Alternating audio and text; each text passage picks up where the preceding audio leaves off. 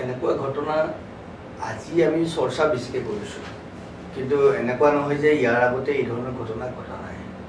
এইবোৰ আজি সামাজিক মাধ্যমত হোৱাৰ কাৰণে যিমানে হৈছে সিমানে কথাবিলাক ওলাইছে। ই এদিন দুদিনত হোৱা নাই, এইটো এটা প্ৰক্ৰিয়া, সাংঘাতিক ধৰণৰ প্ৰক্ৰিয়া।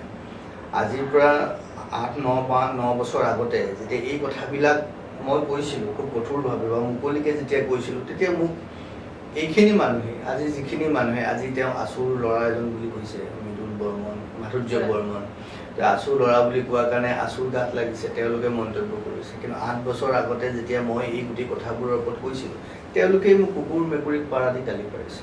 তাৰমানে কথাটো এনেকুৱা যে ইয়াত জাতি ধৰ্ম বুলি কথা নাই, কিন্তু যেতিয়া এটা জাতি বা এটা বিশেষ উপাসনা পদ্ধতিৰ মানুহে পদ্ধতিগতভাৱে এই ধৰণৰ কামবিলাক কৰিব। আজি আৰু এটা খবৰ পাইছোঁ, বাক্সাৰ এগৰাকী ছোৱালী অৰ্চনা ভূঞা, তেওঁ ৰেলৱেত কাম কৰে, তেওঁক আকৌ ৰাহুল গগৈ বুলি পৰিচয় দি পেলাই গোলাঘাট সৰু পথাৰৰ মুছলমান ল'ৰা এজনে সেই ধৰণে কৰিলে, কিবা কিবি কৰিলে, সম্পৰ্ক হ'ল, সম্পৰ্ক হোৱাৰ পিছত তেওঁ কিবা ভিডিঅ' আছে সেইবোৰ ৰিলিজ কৰি দিছে। এই গোটেই প্ৰক্ৰিয়াটো এদিনত নহয়। আমি তেতিয়াৰ পৰা বকি আছোঁ, তেতিয়াৰ পৰা কৈ আছোঁ। এইবোৰ যেতিয়া হৈছে, এইবোৰ ইয়াৰ এক্সট্ৰিম পৰ্যায়, এতিয়া ইয়াৰ বহিঃপ্ৰকাশ ঘটিছে।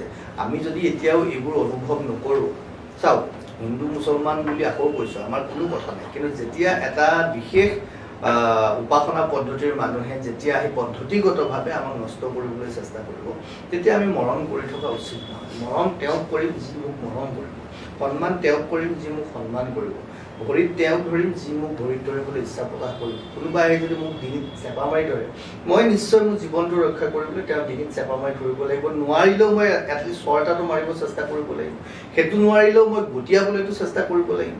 আজি জাতিটোৰ তেনেকুৱা হৈছে, আমি নকৰি আজি আমাৰ ল'ৰাবিলাক, আমাৰ ছোৱালী বোৱাৰীবিলাক নষ্ট হৈছে। এই প্ৰক্ৰিয়াটো যদি চলি থাকে, আহি থকা দিনত আৰু ভুগিব। এতিয়া গোটেই সমগ্ৰ অসমীয়া মানুহখিনিয়ে, হিন্দু মানুহখিনিয়ে এইটো উপলব্ধি কৰা দৰকাৰ। আপোনালোকৰ ওচৰত যিবিলাক এই ধৰণৰ মানুহ আছে, তেওঁলোকৰ পৰা ডিষ্টেঞ্চ বজাই ৰাখক, মানে দূৰত্ব বৰ্তাই ৰাখক। আমি দূৰত্বত থাকিব লাগিব। মানুহ হিচাপে নহয়, অসুৰ হিচাপে তেওঁলোকে অসুৰৰ নিচিনা কাম কৰিছে, নৰখাদকৰ কাম কৰিছে। আমি নাৰায়ণ বুলি কৈছিলোঁ, কিন্তু তেওঁলোকে নাৰায়ণৰ দৰে কাম কৰা নাই, তেওঁলোকে নৰখাদকৰ দৰে কাম কৰিছে। সেইকাৰণে এই নৰখাদকখিনিৰ পৰা আমি আঁতৰি থাকিব লাগিব, আৰু সময়ত আমি হাতে ভৰিয়ে তেওঁলোকক বান্ধি নাক কাণ কাটি এৰিব লাগিব। যেতিয়া এনেকুৱা পাওঁ, আমাৰ ল'ৰা মৰাৰ আগত আমি সিহঁতক মাৰিব লাগিব, তেতিয়াহে এইবোৰ নষ্ট শেষ হ'বগৈ বুলি মই ভাবোঁ।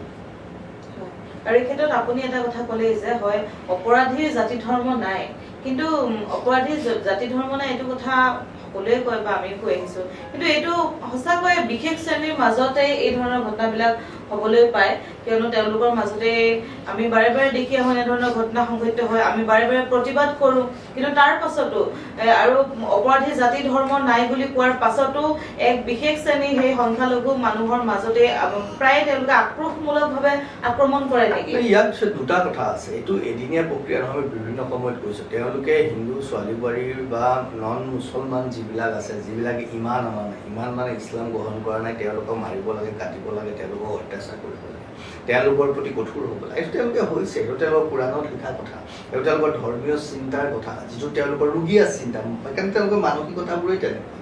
ধৰ্ম, আমাৰ ধৰ্ম মানে কি বুজোঁ? ধৰ্ম মানে আমি আনৰ ভাল চিন্তা কৰা, আনক কেনেকৈ ভালকৈ ৰাখিব পাৰোঁ, আনৰ প্ৰতি কেনেকৈ দয়া দেখুৱাব পাৰোঁ, আনৰ প্ৰতি কেনেকৈ সহানুভূতি দেখুৱাব পাৰোঁ, কেনেকৈ আনৰ লগত ভালকৈ সহাৱস্থান কৰিব পাৰোঁ, আমাৰ ধৰ্মই সেইটো বুজায়। কিন্তু তেওঁলোকৰ ধৰ্ম হৈ গ'ল কেনেকৈ ছুইচাইড বম্বাৰ হ'ব পাৰি, কেনেকৈ আনক কাটি দিব পাৰি, কেনেকৈ আনক ধৰ্ষণ কৰিব পাৰি, কেনেকৈ আনক নিজৰ ঠাইলৈ আনিব পাৰি, কেনেকৈ আনক নিজৰ ঠাইৰ পৰা খেদি পঠাব পাৰি, এইবিলাক তেওঁলোকৰ সেই উপাসনা পদ্ধতিৰ দ্বাৰা তেওঁলোকৰ মগজুত ভৰাই দিয়া হৈছে। এইটো তেওঁলোকৰ এটা মানে জন্মগত, বা এইটো তেওঁলোকৰ 1400 বছৰীয়া এটা ষড়যন্ত্ৰ। এই ষড়যন্ত্ৰটোক আমি যেতিয়ালৈকে উপলব্ধি নকৰিম, উপলব্ধি কৰিলেই নহ'ব। অসমৰ ৰাইজে উপলব্ধি কৰিছে, কেৱল আজি মুকালমুৱা বা নলবাৰীতে হোৱা নাই, বৰপেটাতে হোৱা নাই, দৰঙতে হোৱা নাই, গোলাঘাটৰ সৰু পথাৰৰ নিচিনা ঠাইতো হৈছে, দুলীয়াজানতো হৈছে, শিৱসাগৰত বেছিকৈ হ'বলৈ ধৰিছে। কিয় হৈছে? যে তেওঁবিলাকে আমাৰ এই মানুহখিনিয়ে বুজাটো দৰকাৰ, কাৰণ তেওঁলোকে এটা পদ্ধতিগতভাৱে এটা প্ৰক্ৰিয়াৰ মাজেৰে আমাক নষ্ট কৰি তেওঁলোকৰ একমাত্ৰ চিন্তা হ'ল তেওঁলোকে ইছলামীকৰণ কৰিব লাগে। তাৰ কাৰণে যিমান কঠোৰ হ'ব লাগে হ'ব। বিভিন্ন ঠাইবোৰত আমাৰ ঢিঙত আমাৰ মানুহ নাছিল নেকি, ৰূপহীত আমাৰ মানুহ নাছিল নেকি, মানকাছাৰত আমাৰ মানুহবিলাক নাছিল নেকি, বৰপেটাত আমাৰ মানুহবিলাক নাছিল নেকি, বঙাইগাঁও কোকৰাঝাৰ যিবিলাকত হৈছে, হোজাই নগাঁও মৰিগাঁৱত যিবিলাক সিহঁতৰ মানুহ বেছি হৈছে তাত আমাৰ মানুহবিলাক নাছিল নেকি, আছিল। সেইবিলাক ক'লে গ'ল, কিয় নোহোৱা হৈ গ'ল? লখিমপুৰৰ বঙালমৰাকে আৰম্ভ কৰি নাওবৈচাত আমাৰ মানুহবিলাক নাছিল নেকি, আছিল। ইহঁত ক'ৰ পৰা আহিল? আৰু য'ত য'ত আহিল তাত আমাৰ মানুহবিলাক নোহোৱা কিয় হৈ গ'ল? আমাৰ মাজত তেওঁলোক আহিছে, আমিতো তেওঁলোকক আঁকোৱালি লৈছোঁ, কিন্তু সিহঁতৰ মাজত, সিহঁত য'ত সোমাইছে তাৰ পৰা ক্ৰমান্বয়ে আমাৰ মানুহবিলাক নোহোৱা হৈ গৈছে। কিয়? ক'ত গৈছে আমাৰ সেই মানুহবিলাক? এই গোটেই কথাবিলাক এতিয়াতো আৰু ধৰণৰ মানে এনেকুৱা ভয়ানক খবৰ আছে। লখিমপুৰৰ বঙালমৰা সেই এৰিয়াটোত নাওবৈচাত গোটেই আপোনাৰ মিচিং আমাৰ যিসকল জনগোষ্ঠীয় ছোৱালী বোৱাৰী আছে তেওঁলোকে নষ্ট কৰিবলৈ এটা সাংঘাতিক ধৰণৰ প্ৰক্ৰিয়া কৰিছে। গতিকে মই ভাবোঁ এই গোটেই কথাটোত আমি সকলো শক্তিশালী হ'ব লাগে। মানুহ হিচাপে আমাৰ সহানুভূতি থাকিব, কিন্তু যেতিয়াই এই ধৰণৰ প্ৰৱণতা তেওঁলোকে দেখুৱায় তেতিয়াই তেওঁলোকক আমি নচচা ফুলত দিব লাগিব। এইটো এটা প্ৰক্ৰিয়া, এই সময়টোৱে বিচাৰিছে, এই সময়ে তেওঁলোকক প্ৰতিহত কৰিব খুজিছে। আৰু যি সময়ত মাননীয় মুখ্যমন্ত্ৰী মহোদয় বা ভাৰতীয় জনতা পাৰ্টীৰ নেতৃত্বত অসমত থকা চৰকাৰখন শক্তিশালী হৈছে আৰু এই কথাবিলাক আমি 10-12 বছৰ আগৰ পৰা চিঞৰি আছোঁ। আজি মোৰ দুখো লাগিছে বা ক'ৰবাত মই নিজে ভালো পাইছোঁ যে কোনোবা মৰাৰ কাৰণে ভাল পোৱা নাই, কিন্তু আমাৰ কথাবিলাক যে বাস্তৱ। আজি যদি আমি কৈ থকা কথাবিলাক 10 বছৰ আগতেই বুজিলেহেঁতেন, 10 বছৰ আগতে অনুভৱ কৰিলে, তেতিয়া হয়তো আজি মাধুৰ্য বৰ্মনৰ দৰে মানুহৰ যুৱকৰ মৃত্যু নহ'লহেঁতেন, তেনেকুৱা পৰিৱেশ নহ'লহেঁতেন, অৰ্চনা ভূঞা বা এনেকুৱা বহু ছোৱালীৰ সতীত্ব হনন নহ'লহেঁতেন যদি আমাৰ কথাবিলাক শুনিলেহেঁতেন। কিন্তু নুশুনে। এই নুশুনাৰ স্বভাৱটোৰ কাৰণে, নুবুজাৰ স্বভাৱটোৰ কাৰণে আৰু ভুগিব লাগিব। কাৰণ তেওঁলোকে কেৱল এইটোতে থকা নাই নহয়, শাক পাচলি, আজি মই বাতৰিত দেখিছোঁ তেওঁলোকে শাক পাচলিবিলাক আৰু সেইবিলাক তেওঁলোকে আমাক খুৱাইছে যাতে আমাৰ বংশ পৰিয়াল নষ্ট হৈ যায়, আমাৰ মানসিকতা নষ্ট হৈ যায়, আমি ৰুগীয়া হৈ যাওঁ। আমাক সাংঘাতিক এটা প্ৰক্ৰিয়াৰ মাজেৰে নষ্ট কৰিব খোজা হৈছে। এই কথাটো আমি কিয় বুজা নাই? আমি নিজৰ প্ৰয়োজনীয়খিনি আমি খেতি নকৰোঁ, খেতি কৰাৰ উপায় নাথাকে, খেতি কৰিবলৈ সময় নাথাকে, আগ্ৰহ নাথাকে, কিন্তু ভোক লাগিলেতো আমি খাব লাগিব না। আপুনি ডক্টৰ হওক, ইঞ্জিনিয়াৰ হওক, মন্ত্ৰী হওক, আৰু কিবা হওক, ৰাষ্ট্ৰপতি হ'লেও প্ৰধানমন্ত্ৰী নৰেন্দ্ৰ মোদীয়ে নাখায় নেকি? খায়। কি খায়? যিয়ে খায়তো পথাৰত কৰা বস্তুৱে খায় না। আপুনি ময়ো ভোক লাগিলেতো পথাৰত উৎপাদন কৰা বস্তুৱে খাব লাগিব। যদি আমি সেইখিনিয়ে নকৰোঁ সঠিক মতে, আৰু বেলেগে কৰিলে কাৰণে বিষ খুৱাইছে, বিষ খাইছোঁ। কাৰণ ইয়াত আমাক খোৱা বস্তুটোৱে নহয়, আমাক নষ্ট কৰি আমাৰ মাটি বাৰী দখল কৰি কেনেকৈ ইয়াত আধিপত্য বিস্তাৰ কৰিব, এইটো এটা খুব সুপৰিকল্পিত প্ৰক্ৰিয়া।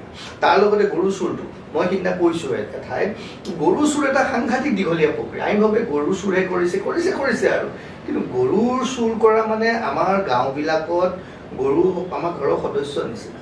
গৰু কেৱল এটা জন্তু নহয়, গৰুৰ পৰা আমাৰ সাংঘাতিক। এতিয়া গৰু নোহোৱা হৈ যোৱা মানে এনেকুৱা হয় যে একেখন গাঁৱত এঘৰ মানুহৰ পৰা সপ্তাহত 2-3 বাৰ চুৰ কৰে। সেই মানুহখিনিক দেউলীয়া কৰি দিয়াৰ লগে লগে মানসিকভাৱে যেতিয়া নষ্ট কৰিব, সেই প্ৰক্ৰিয়াৰ মাজে তেওঁলোকে খেতি কৰিবলৈ এৰি দিব, গৰু পুহিবলৈ এৰি দিব, খেতি কৰিব এৰি দিব। তাৰপিছত সেই মাটিখিনি মিয়াক দি দিব, মিয়াই খেতি কৰিব, খেতি কৰি তাৰে ছোৱালী বোৱাৰী নষ্ট কৰিব। এতিয়া কমপ্লিট প্ৰচেছ সেইবোৰে হৈ আছে। তেনেকেই মানকাছৰ লৈ গ'ল, তেনেকেই বৰপেটা লৈ গ'ল, তেনেকেই বঙাইগাঁও লৈ গ'ল, তেনেকেই নগাঁও মৰিগাঁও হোজাই জিলাৰ বহু ঠাই লৈ গ'ল। এতিয়া তেনেকেই লখিমপুৰৰ নাওবৈচা লৈ গ'ল, বঙালমৰা লৈ গ'ল, গোলাঘাটৰ নিচিনা কিছুমান ঠাই লৈ যাব। আমি যদি এতিয়াও নুবুজো, আমাৰ পৰা এতিয়াই এনেকৈ তেওঁলোকে সকলো লৈ গুচি যাব, আমি চাই থাকিব লাগিব, আমি মৰি থাকিব লাগিব। সেইকাৰণে মই কওঁ, হাতত ধৰা হৈ গ'ল আৰু ওলাই আহিব হ'ল। এতিয়া ওলাই আহি য'ত দেখিছা দিগদাৰ হৈছে তাৰ পৰা কেনেকৈ চাফা কৰি পেলাব পাৰি তাৰ ব্যৱস্থা কৰিব লাগিব। কালি এই ঘটনাটো বিজেপি চৰকাৰ, মই বাৰে বাৰে কৈছোঁ, ইমান স্থিতি লৈছে, তাৰ পাছতো এই ঘটনা সংঘটিত হৈছে। আপুনি এই ক্ষেত্ৰত বিজেপি চৰকাৰ বিফল বুলি ক'ম নেকি আমি? চাওক, সফলতা বিফলতাৰ কথাটো এদিনত বুলি ক'ব নোৱাৰি, কাৰণ ইতিমধ্যে তেওঁলোকে এনকাউণ্টাৰ কৰিছে। সিদিনা আমি দেখা পালোঁ নগাঁৱত যিটো মুছলমানে আহে, তেওঁলোকে এইটো প্ৰৱণতা এক প্ৰকাৰে যিটো দেখিছে, অপৰাধৰ প্ৰতি তেওঁলোকৰ যিটো প্ৰৱণতা, আৰু সেই কথাটো তেওঁলোকৰ মাদ্ৰাছা শিক্ষাৰ পৰা আহিছে। এনেকুৱা নহয় যে তেওঁলোকক কিবা খাবলৈ শুবলৈ নাপাই কৰিছে, নহয়, সেই তেওঁলোকৰ পদ্ধতিত তেওঁলোকক সোমোৱাই দিয়া হৈছে মন মগজুত সৰুৰে পৰা। তাৰ পিছৰ পৰা আহি তেওঁলোকে যি ধৰণে কৰিছে, তেওঁলোকে এনকাউণ্টাৰ কৰিছে। নগাঁও ডকাইতটোকো এনকাউণ্টাৰ কৰিলে, কিবা খাইৰুল নেকি, আজি এইটোকো এনকাউণ্টাৰ কৰিছে। যে encounter is the best option. মই এইটো ক'ম, যি হ'ল এদিনত হোৱা বস্তু নহয়। বিজেপি চৰকাৰ 10 বছৰ হৈছেহে, ইয়াৰ 100 বছৰ যিটো প্ৰক্ৰিয়াৰ মাজেৰে অসমখন আহিলে, 100 বছৰত হৈ যোৱা বেয়া কামখিনি আমি 10 বছৰত শুদ্ধ কৰি পেলাব নোৱাৰোঁ। তাৰ কাৰণে সময় লাগিব আৰু সেই সময়টো সেই অপৰাধ নোহোৱা কৰিবলৈ হ'লে মই ভাবোঁ যে encounter is the ultimate solution আৰু ইয়াত মুখ্যমন্ত্ৰী মহোদয়ৰ লগত আছোঁ আমি। যাক পাইছে য'তেই পাইছে যেনেকৈ পাইছে এহেঁতক দেখুৱাই ৰাইজৰ আগত মূৰত গুলিয়াব লাগে, যাতে দেখক যে এই ধৰণৰ অপৰাধ কৰিলে পুলিচে এনেকৈ অনদায়ী। ইয়াত যদি কোনোবা মানৱ অধিকাৰ আৰু কিবা আহে আমি উত্তৰ দিম, আমি প্ৰশ্ন কৰিম কোন মানৱ অধিকাৰ? এই ছোৱালীজনী মানৱ অধিকাৰ নাই, মৰি যোৱা ল'ৰাটোৰ মানৱ অধিকাৰ নাছিল, তেওঁৰ মাক দেউতাকৰ মানৱ অধিকাৰ নাছিল, অপৰাধীটোৰ মানৱ অধিকাৰ, কোনকেইটা মানৱ অধিকাৰৰ মানুহ তেতিয়া আহে সেইকেইটা মই বিচাৰি চাম, সিহঁতক মই চাম, সিহঁতক মই সুধিম, সিহঁতৰ প্ৰয়োজনত হ'লে সিহঁতক যি কৰিব লাগে সেইটোক মই কৰিম। কিন্তু কথা হ'ল এই অপৰাধ নোহোৱা কৰিবলৈ শক্তিশালী হ'ব লাগিব, কঠোৰ হ'ব লাগিব, এনকাউণ্টাৰ কৰিব লাগিব। মই কৈছোঁ আৰক্ষী মুকলিকৈ কৰি দিব লাগিব, মুকলি কৰি দিয়ক।